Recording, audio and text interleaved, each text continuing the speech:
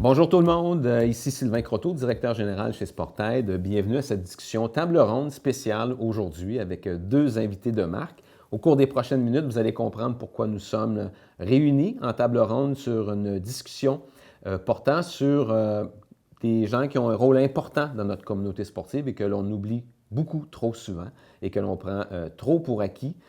Nos officiels, nos arbitres, nos juges dans nos différents sports. Alors donc aujourd'hui, pour cette discussion table ronde, je suis en compagnie de Josée Longchamp, qui est conseillère sport chez Sport Loisirs Bas-Saint-Laurent, et Sonia Denoncourt, qui est directrice des programmes chez Soccer Québec, mais qui a aussi été et surtout une arbitre de calibre international en soccer pendant plusieurs années, qui a arbitré notamment là, sous l'égide de la FIFA. Alors, bienvenue à vous deux. Merci. Je pense que d'entrée de jeu, ce qu'il faudrait faire aujourd'hui pour que les gens comprennent pourquoi on a cette discussion-là fait partie d'une annonce qui aura été faite donc mercredi passé, au moment où les gens verront notre émission. Donc, mercredi dernier, à Rimouski, il y a eu une annonce, le dévoilement d'une collaboration entre Sport Loisirs Bas-Saint-Laurent et Sportaid. Alors, j'aimerais ça, Josée, que tu nous en dises davantage. Bien, en fait, le projet remonte à 2019.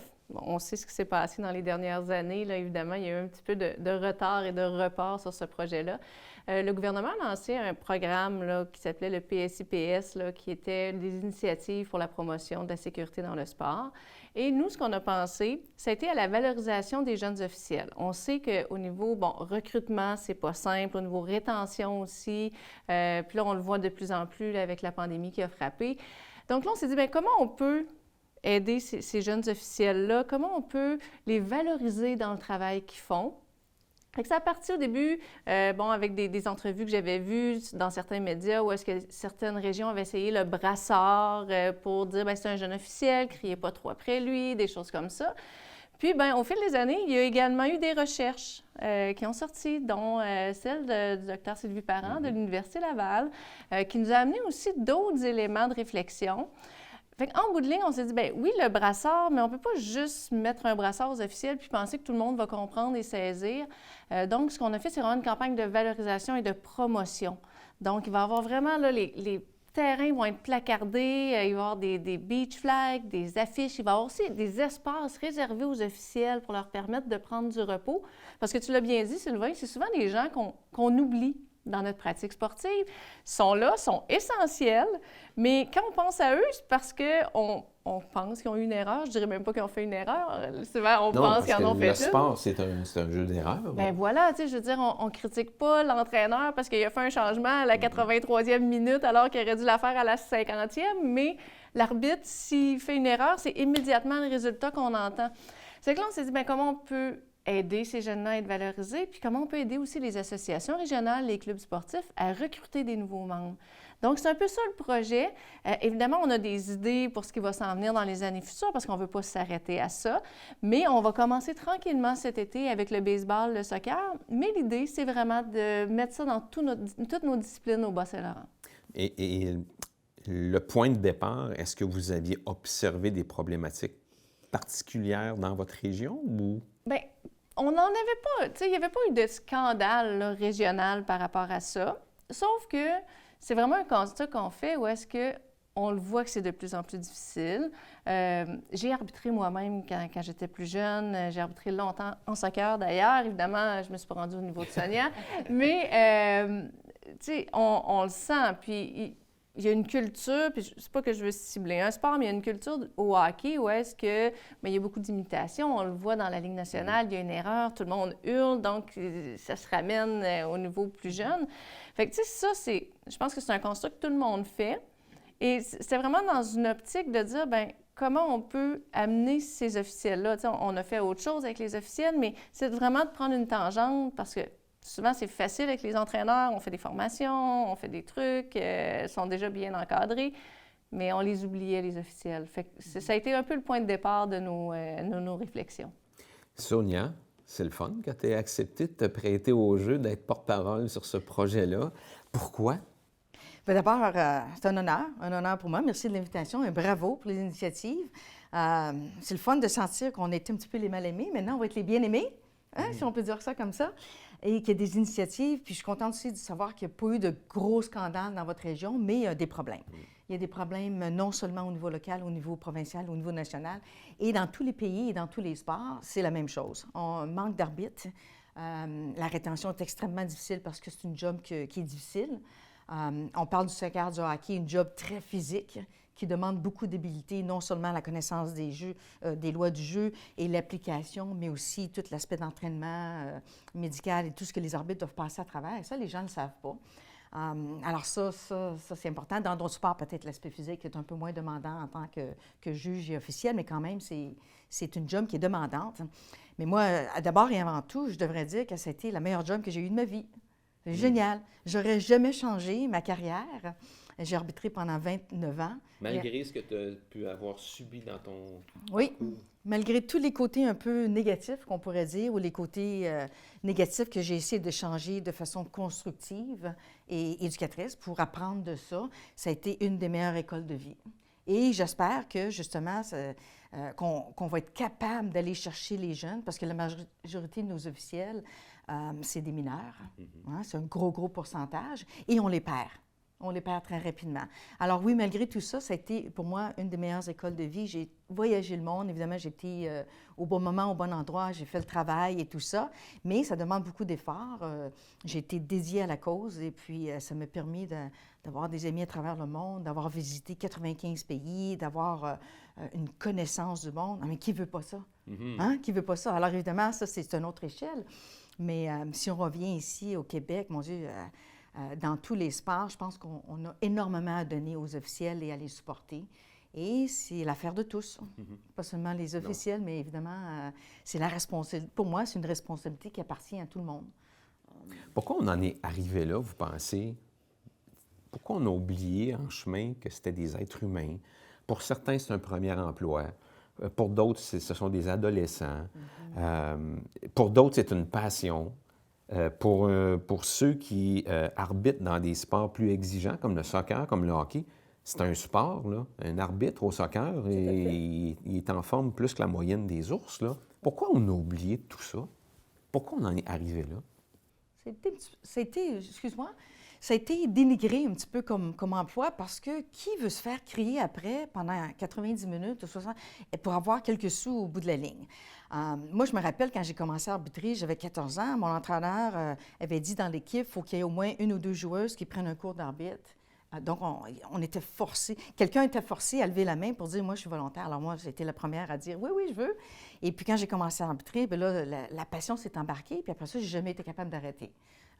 Tant mieux. Maintenant, on les perd parce que, bon, c'est une job demandante. Beau temps, mauvais temps. Le match de soccer se passe dehors, dans la pluie, des fois dans la neige même, et tout ça. Donc, c'est des conditions qui sont un petit peu difficiles. Et c'est une job qui n'est pas très valorisée. Pourtant, moi, je trouve que, justement, avec le support qu'on donne, avec tous les programmes de mentorat et tout ça qu'on pourrait installer, je pense que ça devrait devenir une job qui est plus valorisée. Entre nous autres, moi, je préférais de beaucoup aller être payée, même si c'était minime, pour aller arbitrer un match, utiliser mes connaissances, ma passion, mes habiletés de faire de l'interaction avec des gens qui étaient parfois plus vieux que moi aussi sur le terrain, mais aussi m'entraîner gratuitement pendant 2 heures, sortir de là avec une certaine satisfaction pour un salaire qui était même un peu plus grand que peut-être travailler dans une chaîne alimentaire, pour ne pas en nommer.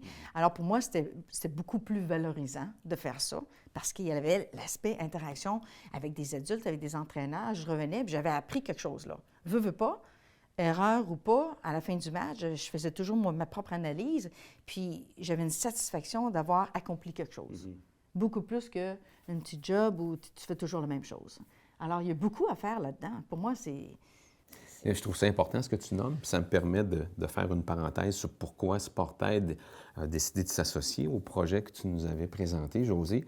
Justement, c'est l'aspect de valorisation, de prévention, parce qu'ils en vivent, des violences. Là, quand on regarde les études de Sylvie, une étude qui a été faite à l'UQTR aussi, nos arbitres, nos officiels en vivent des violences verbales, psychologiques, physiques. Alors, c'est pour ça que pour nous, c'était important de s'associer au projet.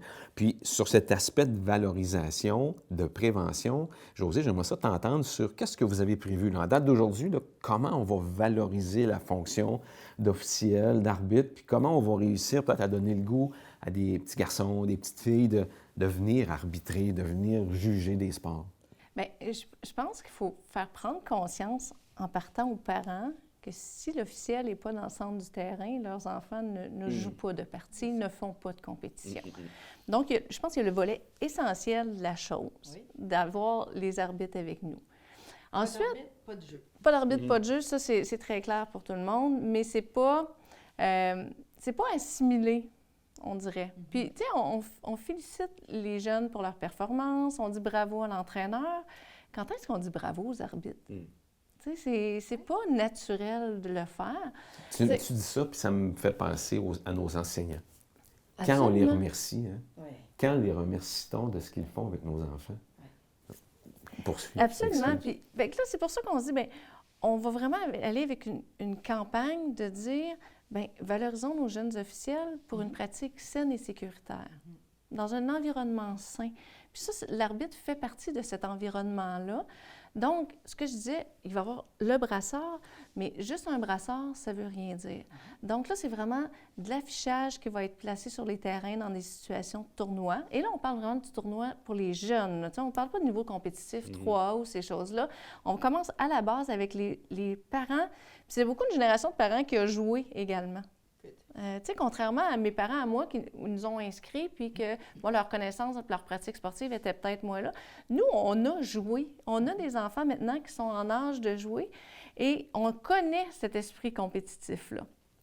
Fait que oui, il y a ça. Puis comme je le mentionnais, on a fait faire des tentes. En soccer, là, tous les clubs, toutes les équipes ont leur tente. Puis quand il fait chaud, là, ils vont s'abriter en dessous de ça. Les pauvres officiels qui font des fois 4, 5, 6 matchs dans une journée, eux, non, ils vont chercher un arbre quelque part sur le terrain. Non, on s'est dit non, on va avoir une tente identifiée avec le logo de la campagne de promotion. Ils vont avoir un endroit. Tu sais, après ça, est-ce que l'association peut mettre des poufs là, peut les faire s'asseoir, peut avoir quelqu'un de l'association qui vient jaser avec eux, de les faire sentir importants et essentiels. C'est un peu ça vers quoi on se dirige. Puis quand je disais qu'on a quelque chose à long terme, bien après ça, on veut développer un système de mentorat avec nos associations régionales. C'est pas nous, à Loisirs et Sport, qui va dire bien, comment vous faites du mentorat. C'est eux qui sont les spécialistes techniques de leur sport. Mais est-ce qu'on peut les aider financièrement? Est-ce qu'on peut monter un programme avec eux? Est-ce que les jeunes officiels pourraient avoir un groupe Facebook avec le responsable de l'association régionale et poser des questions? Je pense qu'il y a plein de choses qu'on peut faire, qu'on peut les mettre sur la map si on veut. Puis, je vous donne juste un exemple, les Jeux du Québec. Nous, on annonce qui sont les athlètes qui vont aller aux Jeux. On fait une grosse promotion là-dessus. Ah, c'est une belle image. On connaît les entraîneurs. Je ne peux pas vous dire qui sont les officiels qui proviennent de ma région. Je ne le sais pas, tellement ça passe inaperçu. Là, moi, cette année, je me suis dit, là, non, il faut changer ça. Je vais prendre le téléphone, téléphoner à chaque fédération sportive pour savoir est-ce que j'ai des officiels de l'Est du Québec qui vont aux Jeux à Laval cet été? Et si oui, est-ce que je peux les nommer? Tu sais, je ne dis pas de faire une grosse affaire, mais juste de dire, écoutez, ces gens-là, ils viennent aux Jeux du Québec, ils ont été sélectionnés par leur fédération sportive, mettons-les en évidence. Fait que c'est vraiment des petits trucs comme ça. On n'a pas besoin de changer le monde, mais je pense que ces petites actions-là vont faire une différence quand même essentielle auprès de nos officiels. Oui, oui. Tu as touché plein de points qui me chatouillent un peu. Mais regarde, juste au niveau local comme ça, c'est génial de leur donner l'attention, au moins de les nommer. Mais si on regarde à tous les Jeux olympiques que j'ai faits, moi, en tant qu'officielle, en 96, par exemple, c'est la première fois qu'on avait des officiels en soccer. Donc, j'étais une des premières. Mais on ne faisait pas partie de la délégation canadienne. On n'avait même pas un petit chandail Canada, là, Jeux olympiques. On n'avait rien. Tu sais, juste de marcher dans le stade en faisant partie de on ne fait pas partie de ça. Et c'est encore comme ça aujourd'hui? C'est encore comme ça. Certaines compétitions internationales ont changé un petit peu. Si on prend comme le niveau universitaire, par exemple, maintenant, les officiels sont plus intégrés dans la délégation du pays que tu représentes. Mais dans plusieurs grosses compétitions encore, c'est comme si les officiels, maintenant c'est plus, OK, on s'entend, mais il y a quelques années, on ne faisait pas partie de la délégation. Alors, juste le fait, oui, d'avoir ces petites attentions-là que tu as tout nommé, c'est génial. Et ça n'en prend pas beaucoup, hein. On t'a mentionné aussi qu'on disait aux arbitres, bon match, aujourd'hui, vous avez gagné 3-0, mais un petit mot va loin. Un petit mot va loin avec les arbitres. Des fois, une belle petite tape dans le dos à la fin, c'est comme avec un petit mot d'encouragement. Bon match aujourd'hui, merci. Tu sais, même si j'ai fait quelques erreurs, un petit merci va loin. Et avec les arbitres aussi. Leur donner de l'eau, leur donner un endroit pour se réfugier entre les matchs et de façon sécuritaire, justement, qu'ils ne s'assoient pas dans les estrades puis qu'ils se fassent achaler avec le match qu'ils ont fait d'avant. Puis là, c'est toi qui arbitre mon prochain match. Puis là, tu sais, c'est comme, ça va loin. Puis les paroles sont faciles pour... Malheureusement, elles sont trop faciles au soccer parce que on dirait que c'est permis et accepté et il n'y a pas assez de sanctions à ça. Alors, ils ne sont pas assez protégés. Vraiment, tu as touché plein de points là-dedans. Et le mentorat aussi, on pourrait en parler longtemps, là, mais... Il y a un aspect où j'aimerais vous entendre, parce que là, on parle d'arbitre, puis on pense forcément, on pense aux arbitres au soccer parce qu'on est en présence de Sonia. Parce qu'on est au Québec, on pense aux arbitres au hockey, mais on oublie trop souvent les juges, les officiels, ceux qui sont dans des sports jugés.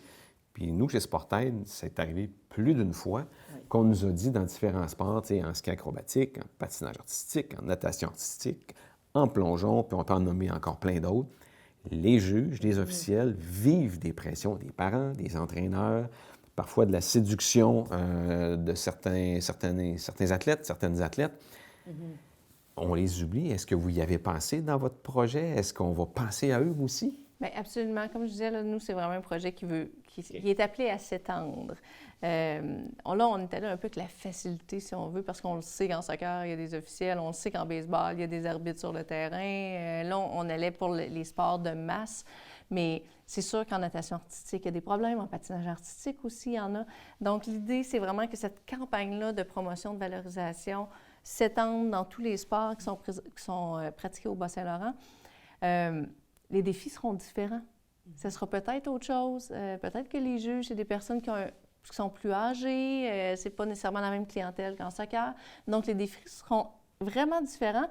Et c'est là qu'on travaille en collaboration avec nos associations régionales sportives parce que ce sont elles qui connaissent ce qui se passe sur le terrain. Donc, nous, on est vraiment, comme j'appelle, là, des facilitateurs du bonheur. Donc, on amène vraiment quelque chose d'intéressant pour eux. Mais après ça, c'est eux à prendre les outils et à les adapter à leur situation réelle. Oui, puis d'éduquer et en parler comme on fait aujourd'hui, c'est tellement important. Puis nous, bien, chez Sportaid, dans cette collaboration-là, on va développer des capsules. On va en tourner une avec Sonia. On va en tourner aussi avec une personne qui est à la chaire Sécurité et Intégrité de Sylvie Parent à l'Université Laval. Donc, pour venir vulgariser, parler de la réalité, mais aussi amener des solutions. C'est qu'est-ce qu'on pourrait faire? Qu'est-ce qu'on devrait faire? Puis là, bien, c'est là-dessus que j'aimerais aller dans les prochaines minutes. On a parlé d'un problème important actuellement, c'est le recrutement et la rétention. Qu'est-ce qu'on devrait faire pour faciliter le recrutement, puis faciliter aussi la rétention de ces gens-là qui veulent arbitrer, juger nos différents sports? Avez-vous des idées? Oui, mais d'abord, juste pour donner un peu des chiffres, au niveau de Soccer Québec, on a 6 000 quelques arbitres, mais dans le fond, on en aurait besoin de 2 000 de plus. Donc, il y a un manque d'arbitres. Il y a des matchs qui sont cancellés parce qu'il n'y a pas assez d'arbitres. On aimerait avoir 3 arbitres par match et souvent, il y a des matchs qui se jouent à un arbitre, et surtout dans les niveaux les plus bas, parce qu'il y a un manque d'arbitres. Alors, le problème est là, et pas seulement au soccer, à tous les niveaux. À tous les sports et, comme j'ai dit un peu plus tôt, dans tous les pays. Donc, c'est un problème. En termes de recrutement, il faut aller chercher les anciens joueurs, les anciennes joueuses comme toi, hein, pour aller les ramener sur le terrain parce qu'ils ont déjà la base, ils ont déjà la connaissance, ils ont déjà la passion du soccer. Alors, tant qu'à regarder un match sur le côté du terrain, impliquez-vous davantage. On a besoin de tout ce beau monde-là, les gens qui ont déjà une attirance vers le soccer. Et avec tous les programmes de sport-études aussi, on va chercher tout dans le milieu scolaire. Puis pas juste les profs d'éduc et tout ça qui ont déjà une connaissance, mais tous les jeunes dans le sport-études, que ce soit même un autre sport, de les impliquer là-dedans, dans une job qui est un peu une responsabilité, dans le fond. S'ils prennent le sifflet ou le drapeau ou une job de juge, ça demande énormément au niveau de la préparation, au niveau de l'éducation. Donc, pour moi, c'est une force à inciter les jeunes à prendre le défi, si on veut, à les encadrer là-dedans. Donc, le problème est flagrant. Il faut aller les chercher, mais il faut les garder. Puis, comment les garder? Bien, le programme de mentorat, c'est une très bonne façon. Moi, dans tous les tournois, on essaie d'envoyer un ancien arbitre ou nos mentors, nos éducateurs, nos instructeurs, nos évaluateurs qu'on appelle, nos observateurs, pour aller sur le terrain, surtout quand ils commencent leur carrière, pour les aider. Pas interférer durant le match parce qu'on leur laisse faire le travail, mais des fois, s'il y a quelque chose qui se passe de très, très grave dans la première mi-temps, bien, peut-être 2-3 mois à la mi-temps, entre les deux, ça fait du bien. Ou à la fin du match, on fait le retour, on analyse, on supporte de façon constructive. Comme ça, ils vont avoir le goût de revenir à un autre match. S'ils sont laissés à eux-mêmes, ça va mal cette journée-là, ou malheureusement, il y a un entraîneur qui a trop abusé ou quelqu'un dans les estrades, on les perd tellement facilement. Tellement facilement. J'avais ma nièce qui était intéressée, je lui ai donné tous mes anciens chandails de la FIFA, accepté la badge, évidemment.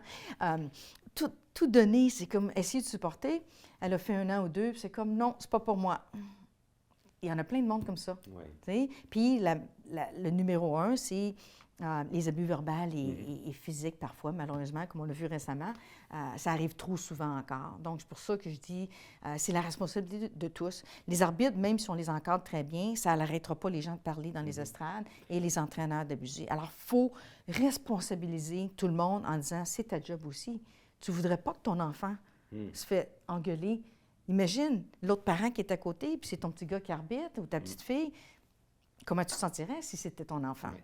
Le brassard, c'est une très bonne idée, mais justement, il faut aller beaucoup plus loin que ça, là. Est-ce que nos arbitres, nos officiels sont bien outillés dans le contexte que l'on connaît, là? Est-ce qu'on pourrait faire plus pour mieux les accompagner? On peut faire plus.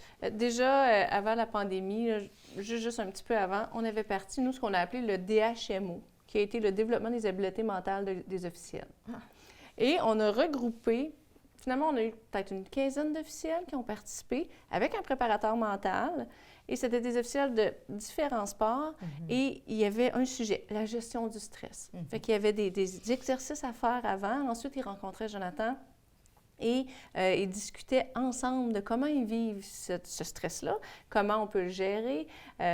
Puis, à la fin, ils m'ont tous dit « Hey, merci, Josée, on n'a jamais eu accès à quelque chose du genre. » Oui. C'est super intéressant comme initiative qu'on a fait. Puis c'est vrai que, tu sais, les jeunes officiels, on s'entend, là, ils font une fin de semaine de formation et on les envoie sur le terrain. Et puis c'est des jeunes de 14-15 ans. Déjà, tu n'as pas le même niveau d'analyse à cet âge-là que tu peux l'avoir à 20-25 ans. C'est que, tu sais, c'est pas simple pour des enfants d'être un peu jetés dans la gueule du loup. Puis à cet âge-là, tu ne débordes pas de confiance non plus. Ben non, absolument pas. Tu sais, quand tu as un papa qui se met à crier un petit peu plus fort que la normale, tu t'écrases. Fait que c'est vraiment, de l'éducation. Ça, c'est très important. Et du soutien. Du soutien de la part du club, de la part des entraîneurs. Les entraîneurs, là, il faut qu'ils soient conscients que c'est un jeune qui est au centre du terrain. Ça se peut qu'il fasse des erreurs, mais ça ne donne rien de le critiquer. Et après ça, vraiment de la reconnaissance. Puis c'est un peu ce qu'on veut implanter aussi éventuellement, de dire, bien, on commence chez les tout petits, là, on parle, mettons, du U6, mais dire aux petits U6, on s'entend, là, ces enfants-là, ils vont faire exactement ce que tu vas leur dire. Bien, tu dis au U6, OK, cette semaine, c'est toi qui vas remercier l'officiel. C'est ton rôle à toi à la fin de la partie. Fait que lui, il va partir. Hey, merci beaucoup, monsieur l'arbitre, madame l'arbitre, puis il revient, puis la semaine d'après, c'est un autre. Tu sais, pour les enfants, eux, ils viennent d'avoir un rôle très important. Et pour l'officiel, wow, merci. Tu sais, c'est une valorisation. Fait que je reviens au fait que ça peut être des petits gestes, mais qui vont changer ça et qui vont dire aux jeunes arbitres, OK, bien, je vais continuer. Parce que moi, un chiffre qui m'a énormément surpris dans les recherches, c'est que les gens, ils le font pour redonner au sport et avoir du plaisir. Oui. On ne parle pas de paye, là, on s'entend. Là, les arbitres, là, ils reçoivent pas 100 $ de la game là, à ce niveau-là, on va se le dire. C'est vraiment d'avoir du plaisir, d'avoir de la reconnaissance. Mais c'est une affiliation à un groupe aussi. Absolument. Les arbitres, là, vous seriez étonnés, c'est une équipe. Une équipe, on essaie de tous se battre pour faire la finale parce qu'on veut être la meilleure ou le meilleur dans le tournoi, mais au bout de la ligne, on est une équipe comme ça, là. On est solide. Donc, il y a un support. Ça va mal une journée, on s'appelle. Hey, il s'est passé ça dans mon match, toi, comment ça se passe? Il y a énormément de choses comme ça. Mais Josée, tu as touché un point qui était très intéressant, c'est le développement de la personne aussi. Et ça, pour moi... On en parlait, on en tout à parlait, l'heure. oui, justement. Bon, la connaissance des lois du jeu, de tout ça, c'est bon. Ça devrait être un petit peu presque de l'acquis. OK? Même après un certain nombre d'années, évidemment, sur le terrain. Mais il y a tellement de zones grises dans l'arbitrage. C'est pour ça que le livre des lois de jeu il est flexible comme ça. Hein? on a beaucoup de zones grises et il y a une méconnaissance aussi des lois du jeu par rapport à les mains, par rapport à hors-jeu. Il y a beaucoup d'entraîneurs qui pensent que si le ballon touche à la main, c'est une main automatique. Mais non, c'est pas ça. Alors, ce qu'on essaie de faire aussi dans les solutions, c'est dans les stages d'arbitre, on essaie d'inviter un entraîneur pendant une petite heure. On échange et vice-versa. Dans les stages d'entraîneurs, on envoie un arbitre pour clarifier quelques petites choses, pour dire hey, on travaille ensemble pour la même cause. Là. On n'est pas un contre l'autre. On est ensemble pour le bien de notre sport. Et oui, ça touche, juste renchérir un petit peu les points très intelligents que tu viens de mentionner. Tu parles de solutions, puis on est en 2022, puis il y a des gens aujourd'hui qui pourraient penser, véhiculer qu'avec les technologies, ce serait tellement facile d'être à risque zéro d'erreur. Est-ce que c'est une solution réelle? Moi, quand je pose la question, j'en doute très fortement, mais je vous pose quand même la question. Bien, au soccer, on a, dans les dernières années, vous avez vu le goal line technology, l'assistance vidéo maintenant dans les Coupes du Monde et tout ça, où l'équipe de 4 est rendue une équipe de 12 parce qu'il y en a 8 en studio qui analysent les matchs, puis l'arbitre va à l'écran pour décider si c'est un carton rouge ou non et tout ça. Il y a un certain avantage à ça, mais il y a énormément de désavantages aussi parce que c'est extrêmement dispendieux. Donc, c'est pas très, très accessible dans notre réalité du Québec et même du Canada et même dans plusieurs ligues professionnelles aussi, on s'entend. Et le côté humain, ça fait partie de la job de tous les officiels, les juges et tout ça, c'est le côté humain. La gestion de gens sur un terrain. On parle de... Si c'est un sport plus de juges avec des notes, il y a beaucoup de côtés subjectifs et objectifs. Alors, c'est la balance de tout ça. Moi, je pense que si le sport devient robotisé, trop, on perd le sens de où on veut aller. Bien, et ce que je trouve aussi, c'est qu'on déresponsabilise les gens aussi. Oui. Hein? Les gens doivent être responsables de leur comportement. Ce n'est pas tous les spectateurs qui ont des comportements inadéquats. Là, on parle toujours d'une minorité. Mais reste que d'aller vers une solution magique, moi, j'ai comme l'impression qu'on déresponsabilise les gens dans leur attitude, dans leur comportement. Tout à fait. Juste avant de terminer, moi, Josée, j'aimerais ça savoir si les gens veulent suivre l'évolution de votre projet, est-ce qu'il y a un endroit sur votre site web, il va-t-il avoir des comptes rendus, on va-tu pouvoir se garder au courant de l'évolution de votre projet? Bien, c'est certain que sur notre site Internet, urls-bsl.qc.ca, il va y avoir une page dédiée à ce projet-là. Nos médias sociaux, évidemment, là, Facebook, Instagram et tout le reste. Mais il y a aussi ce qu'on veut travailler, c'est qu'on veut travailler avec les associations régionales. On veut qu'ils s'approprient ces outils-là. Fait que nos assos, on va leur demander aussi d'en faire la promotion. Fait que c'est certain qu'il va y avoir ça. Puis, bien évidemment, nous, on est en contact avec nos assos. C'est avec eux qu'on va travailler. C'est vraiment nos bénévoles qui sont sur le terrain qui vont être nos meilleurs ambassadeurs de ce projet-là. Puis nos jeunes officiels, faut les protéger. Fait que oui, bien évidemment, on va en parler, mais c'est pas un coup qu'on fait là, c'est quelque chose qu'on veut faire à long terme, c'est quelque chose qu'on veut implanter, que ça devienne une habitude pour les gens de dire « Ah ben oui, les officiels sont là, merci d'être là. Grâce à vous, on a une partie aujourd'hui. » Cool. Nous autres aussi, on va le faire sur nos plateformes. Génial. Josée, merci beaucoup de cette initiative. Vraiment, là, c'est le fun que vous ayez pensé à prendre soin de nos officiels, de nos arbitres puis de nos juges. Puis j'espère que le projet va faire des petits puis qu'il va être copié-collé un peu partout au Québec par la suite. Vraiment, merci beaucoup. Absolument. Merci à vous autres pour votre collaboration. C'est Génial. vraiment très apprécié. Sonia, merci beaucoup encore une fois. À vous tous, merci. Ça a été une discussion qui était facile à arbitrer. Merci beaucoup. À la prochaine. Merci.